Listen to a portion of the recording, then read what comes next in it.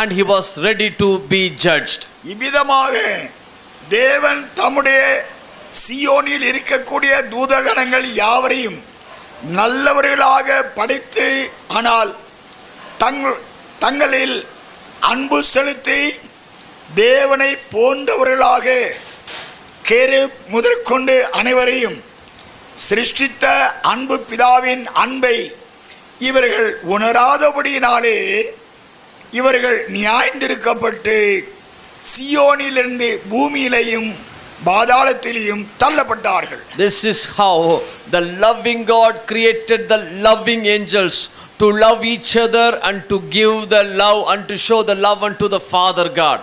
By sensing not, by feeling not the real love of the Father, they have worked against the Lord. So the Lord sent them away, thrown them away from the